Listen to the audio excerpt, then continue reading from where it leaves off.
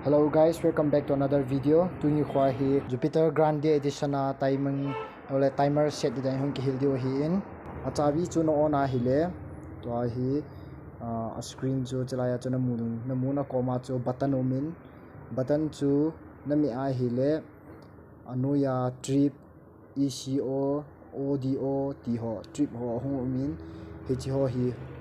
timing set na nga ECO pen hi audio na koi ding audio hai ahong tai ni tia hi le timing chu set the hin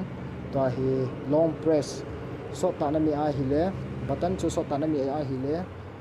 hi chi 01 ti hi hung chat ding a hi in ahong phat dot phat le hi chi 01 02 03 04 05 ti pa he pung a hi in hi chu now ma timing de yung ju ani koi di hin to hi ke ya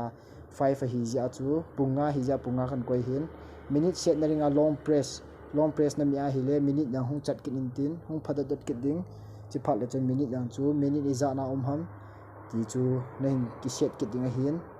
hi chi minute set na ringa hi hinjo ta wanga chu long press loading in khat vei ta hon na mi a hi le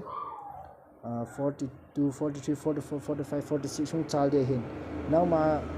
minute dung zia chen ki set ding hin tu le to ke ya hi 5 minute 59 hi zia chu 59 a ken koi ding to hi am le pm khel na ringa long press na mi ke na hi le am le pm hi hung chat ki ding hin am le pm a dinga khat ve na mi a hi le am chu pm hung ki so tan chi jo phat le jon long press so ta na mi a hi le hi chi 05 le 59 ke ka a dot ni khat hung chat de che phat le jon timing set a hi tai ti chu ki he hin cho a second hi to hi na Jupiter timing chu set a hi tai